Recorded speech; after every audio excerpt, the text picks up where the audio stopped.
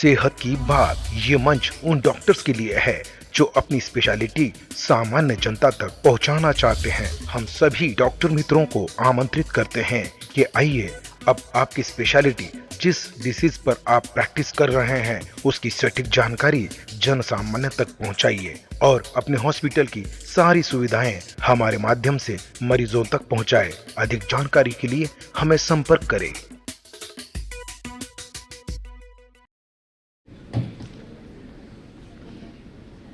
आजचा हा प्रोग्राम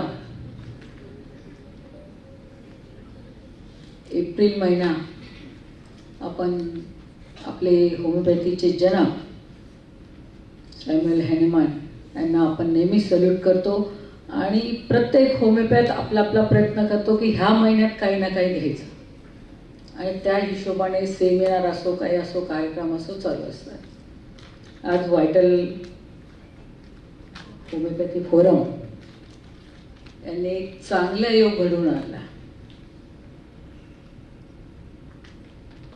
म्हणजे सेमिनार हे झालेच पाहिजे, कारण की आपली जी ज्ञानाची देवाणघेवाण असते या सेमिनारमधून होते। आज अपने को मिले हैं डॉक्टर गिरीश जी गुप्ता, जो लखनऊ इतने लंबे से यहाँ पे आए। आप लोग इनको सबसे सवेरे से सुन रहे होंगे। सर का कारभार कितना बड़ा है, क्यों बड़ा है?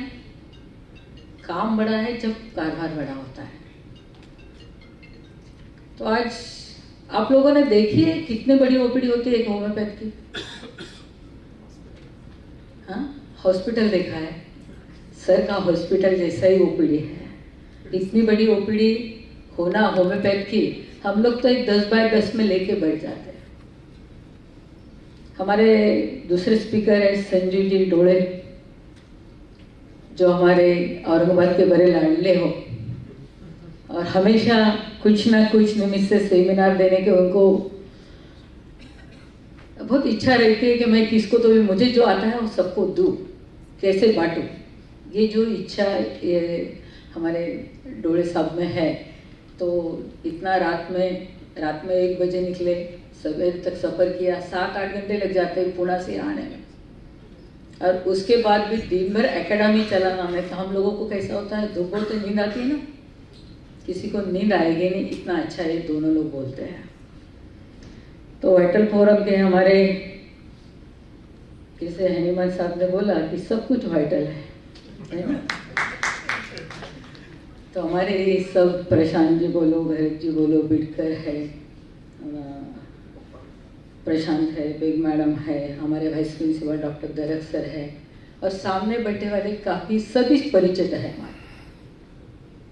हमारे प्रिंसिपल रेवली अंकुश मैडम है, कासट मैडम है, और आज दिखे में कुछ गुरु मिश्री, अटल बिहारी और कुछ प्रैक्टिसनर। देखो कॉलेज में तो भी बच्चे जमा करना आसान होता है, पर प्रैक्टिसनर को जमा करना ये तो वाइटल फोर्स वाले ही कर सकते हैं। और इतने ये इन्होंने खाली हमको ही जमा नहीं किया, तो इन्होंने फार्मेसी वाले को भी लाया, क्योंकि ये सब इनकी एकता का प्रतीक है। और एकता हमारे में रहेगी। हमारे अलग अलग कुछ फोरम चलता है, कुछ HFF चलता है, कुछ ऐसे अलग अलग कुछ भी हो, उस नाम से हम हमारे ग्रुप चलता है और ग्रुप से हमारा देना लेना होता है। क्योंकि एक बार डिग्री ले ली, फिर BHMS हो या MD हो, हम भूल जाते हैं पढ़ना, मगर सही पढ़ाई उसी के बाद चालू होती है। क्योंकि हम कॉलेज वाले को थोड़ा लिमिट है, हमको जो सिलेबस दिया है, हमको जो क्लासेस दिए हैं, उसे भी हमको ख़त्म करना होता है।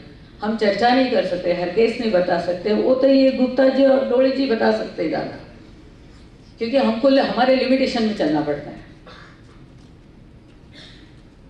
तो ये ऐसे सेमिनार बार बार होना चाहिए। और वाइटल वाले को मेरा कहना है कि ऐसा कभी भी कुछ हो तो हम लोगों को भी शामिल किया करो, क्योंकि हम कभी भी उत्सुक रहते हैं कि कोई ना कोई सेमिनार हो। और बिडकर सर अपने हमने एक अच्छा ऑडिटोरियम बनाया है, इससे भी दुगुना बड़ा है, कम से कम 500 550 लोग बैठ सकते हैं सर। अभी एक खाली एक लेक्चर हुआ ये हनुमान डे का, और नया ही है। आप लोगों को जिसको भी होम्योपैथ की इच्छा है कि हम लोग वहाँ जमे और हम लोग कुछ हमारे एक दूसरे में बांटे, और उससे हमारा फायदा है, हमारा पर्सनल फायदा है। बोलते हैं ना, स्वार्थशिवाय परमार्थ करता येत नाही, याच्यासाठी स्वार्थ केलाच पाहिजे। आणि तुम लोग अगर एक भी पॉइंट यहाँ से सीखे गए, 2-4 मेडिसिन भी दिमाग में आ गए कि चर्चा करते वक्त जो ख्याल रहता है ना, तो हम पढ़ के नहीं रहता है। तो ये चर्चा हमारी कैसे होगी, हम बार बार कैसे मिलेंगे, इसके लिए इन्होंने ही प्रयत्न करना चाहिए, ऐसे नहीं, हम भी आगे आए, हमने भी करना चाहिए। जैसे इन्होंने बोला कि हमने कोरोना में बहुत काम किया, कोरोना में इतने लोगों के पैसे खुद के पैसे से बांटे। मैं भी एक कहना चाहूंगी आपके फोरम को कि मैंने भी 6 लाख लोगों को दवाई बांटी, और वो दवाई ऐसी नहीं, कहा गई ना, वह ग्रुप में गए ना, बैंक में गए तो 50 लोग मिल जाते हैं, कोई पुलिस स्टेशन गए तो वहाँ 100 लोग मिल जाते हैं, कोई सीपी ऑफिस गए तो 100 लोग मिल जाते हैं। ऐसे करके हमने जहाँ पे मौका मिलता था वहाँ पे हम लोग गए, और वैसे 10 खेड़े में हमारी ये चली, और बहुत फाइटिंग की मैंने उनके साथ। हमारे जो जालना के कलेक्टर थे ना, होम्योपैथ को कम समझते थे, हमने उनको बहुत चाहा, और फिर क्या किया, 108 जो अपने एम्बुलेंस चल रही थी, उन्होंने 7-8 एम्बुलेंस लगाई, उसमें हमारे बच्चे चलते थे, उनको हमारे डॉक्टर चलते थे होम्योपैथ, और हमारे लोगों को अलाउ नहीं करते थे। जैसे सर ने बोला कि हमको अल्टरनेटिव, हम अल्टरनेटिव थोड़ी, हम तो प्रमुख है। जब हम प्रमुख समझेंगे तो ही लोग हमको समझेंगे, नहीं तो हम बोलेंगे हम पीछे है, कुछ नहीं मिला तो फिर होम्योपैथी मिला, ये गलत है, ठीक है। और हमारे महाराष्ट्र वाले तो हमको नाच है सर, यहाँ पे 65 से ज्यादा कॉलेज है, और सब हम सेल्फ फाइनेंस वाले हैं। एक कॉलेज कम से कम 100 लोगों को रोजगार देता है, तो आज एक कॉलेज निकालना कम से कम 10 करोड़ के ऊपर इन्वेस्टमेंट है स्टार्टिंग में। तो ये हमारे महाराष्ट्र वाले बहुत दिलदार है, और ये हमारे टीचर, उसमें यहाँ से प्रमुख बहुत सारे टीचर बैठे हैं, जैसे प्रशांत जी है, बिडकर है, अंगा मैडम है, वहाँ से शालिनी मैडम है, कवि मैडम है, कासट मैडम है, बेग है, सभी जगदीश दरक है, ऐसे बहुत सारे टीचर बैठे हैं। और ये दाता है, इनको दाता बोलना पड़ेगा, क्योंकि अपना समय आज कॉलेज में देना, आज की नई पीढ़ी आने वाली दे नहीं पा रही, देने की इच्छा नहीं है उनकी, टीचर बनना उनको पसंद नहीं है। क्यों पसंद है? जिसका दिल बड़ा हो वही टीचर बन सकता है, क्योंकि हम जिंदगी भर कम पैसे में काम किया है, 50,000 से कम सैलरी हमारे टीचरों को है, और आज उनका कीमती समय में पढ़ाते हैं। और ऐसा ही नहीं, अभी ये लोग देख रहे प्रैक्टिस करके, इन्होंने पेपर प्रेजेंट किया, हमको तो रूल रेगुलेशन में, इसलिए हम पेपर प्रेजेंट करते हैं। मगर एक प्रैक्टिशनर में, हर प्रैक्टिशनर में ये चीज आएगी तो होम्योपैथी बढ़ेगी नहीं, चलेगी। लोग अपने को पूछे बगैर काम नहीं करेंगे, ऐसा दिन भी अपने पास एक दिन आएगा, क्योंकि आज का जो समय है ये ओनली होम्योपैथी का है। आज देखो, एक भी आदमी घर में ऐसा नहीं है कि जो हमारे मानसिक बीमार नहीं है। हमारी लाइफस्टाइल डिसीज जो चल रहा है, इसके लिए इनके पास क्या जवाब है? कोई जवाब नहीं है। जो जवाब हमारे पास है, और मुझे तो ऐसा लगता है कि हम मन से पहले बीमार होते हैं, बाद में फिजिकल। ये मेंटल सिम्टम जो है ये होम्योपैथी लिख सकता है, और ये होम्योपैथ आज दुनिया को ठीक कर सकता है। ये नेचुरोपैथी है, नेचर ऑफ लॉ है, और हम कम मात्रा में, कम पैसे में दवा देके लोगों तक ये कर सकते हैं। और हमारी फीस भी कम है, बहुत ज्यादा फीस नहीं है हम लोगों की, मगर हमारे में एकता आना जरूरी है। आप भी एक सोचो, अभी मैं वर्धा गई थी, 12 तारीख को हनुमान बर्थडे के निमित्त से प्रोग्राम था। पहला हनुमान भवन वर्धा में बना, हनुमान भवन। उन्होंने खुद डॉक्टरों ने पैसे जमा किए। तो क्यों अभी इतनी बड़ी तुमने होटल लिए, इसका कितना पैसा आज लगा होगा इन लोग। अगर हमारा हनुमान भवन होता तो हमको लगता पैसा। तो आप लोगों को एक सोचने की बारी है, हर जिले में एक अपना भवन होना चाहिए और वो भवन हमारे हक का होना चाहिए। जो भी होम्योपैथ वहाँ आना चाहते हैं, हम फ्री सेवा उसमें से दे सकते हैं, हम हमारे फ्री सेमिनार वहाँ पे ले सकते हैं, हम लोग चर्चा कर सकते हैं, हम वीकली बैठ सकते हैं, एक दूसरे की केस एक दूसरे को शेयर कर सकते हैं। अगर ये हो गया तो बहुत अच्छा होगा। तो आप लोग एक संकल्प लो कि हम भी एक औरंगाबाद में, जालना में, जो भी है, एक हनुमान भवन बनाएंगे। उसके लिए खुद से ज्यादा देने की जरूरत नहीं, ये हमारी एकता की जरूरत है। और हम चाहे महानगर पालिका से लड़ेंगे, कहाँ जमीन है क्या, उनसे मांगेंगे। हम लोग इतना सेवा करते हैं, जहां भी खेड़ा बाड़ा वाड़ी में कौन जाता है, हमारे डॉक्टर जाता है, आयुष का डॉक्टर जाता है। हर बड़ा हॉस्पिटल देखो, हर बड़े हॉस्पिटल में होम्योपैथ आएगा तुमको नजर आएंगे, आयुष वाले बच्चे नजर आएंगे। वो लोग अगर 10 काम कर रहे थे, हमारे 50 लोग काम करते हैं। अगर हमारे में एकता रही तो ये सब हमको डरेंगे।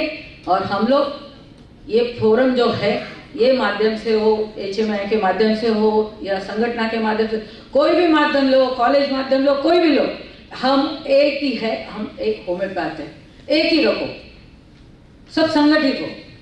इतना ही मेरा कहना है।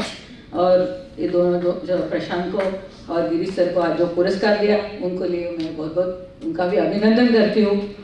फोरम ने हमको भी इधर बुलाया, इसलिए गिरीश सर को मुझे मिलने का मौका मिला और गिरीश सर से बात करने की। हम देखते हैं सेमिनार में मिलते जुलते हैं, एक दूसरे से देखते हैं, फोटो निकालते हैं, मगर आमने सामने बात होने का ज़्यादा टाइम नहीं मिलता, क्योंकि वहाँ जाते हैं जब HMI के सेमिनार काफ़ी लोग रहते हैं, तो सबसे इतनी बातचीत गहरी हो नहीं पाती। तो इसमें इससे आज उनसे भी मेरी मुलाकात हुई। सर ऐसे ही आते रहे और हमारे जो संभाजी नगर वाले हैं, इनको ऐसा ही ज्ञान आपकी तरफ से मिलता रहे, यही मैं प्रार्थना करूँगी। जय हिंद, जय हनुमान।